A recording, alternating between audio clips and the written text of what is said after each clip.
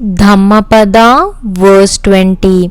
Though he recites only a little of the sacred text but practices according to the Dhamma, eradicating passion, ill will and ignorance, and clearly comprehending the Dhamma, with his mind freed from moral defilements and no longer clinging to this world or to the next, he shares the benefit of the life of the bhikkhu.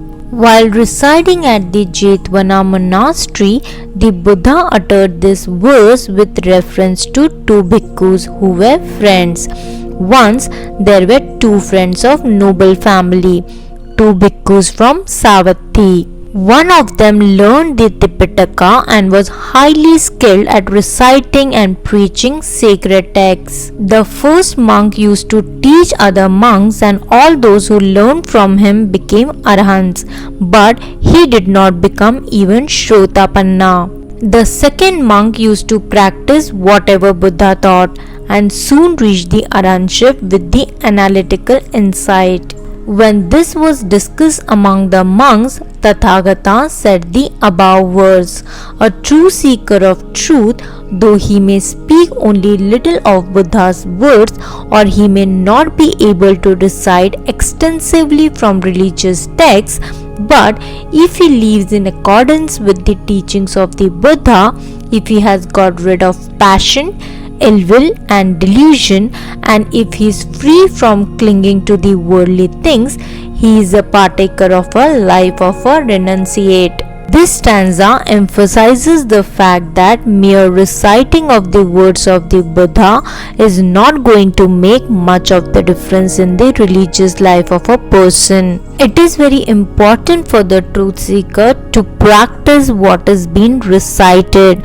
The fulfillment of religious life is ensured only if the person organizes his life according to what has been said by the Buddha. The effort of the person who merely recites the words of the Buddha is as futile as the activity of a cowherd who takes the trouble to count others' cattle while the dairy products are enjoyed by someone else, that is the owner. The stanza refers to a person who was very much learned in the literature of Buddhism but had not practiced what was said in it. Generally, if a person really wants to taste the juice of a religion by meditating, he does not need to know about many scriptures. The great number of texts written by the Buddha and the Buddhist philosophers have been given only to bring people on the right path due to their various desires and talents. We all are human beings, but there is slight difference in the structure of everyone's bodies.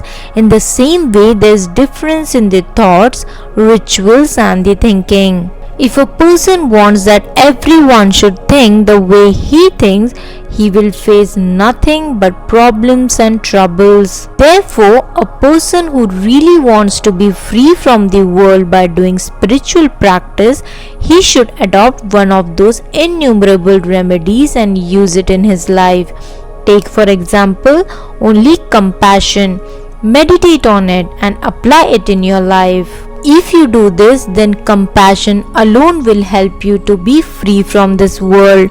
If a person wants to do the welfare of infinite people, he has to study different sects, philosophies, because these are different for different types of thoughts and people. One has to see for himself whether he wants to make religion a part of his spiritual practice or whether he wants to guide others as well. In either of the ways, he has to bring it in his life, otherwise he will not benefit from it. We see that two persons keep their thoughts in front of us using the same word, but the word of one of them touches our conscience, while the word of the other person enters from one ear and leaves the other.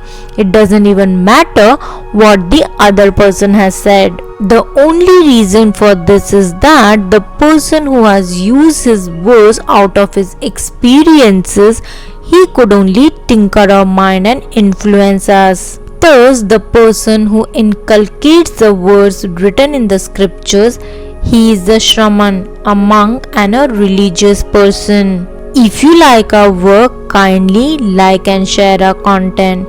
Also, do subscribe to our channel. May all beings be well and happy.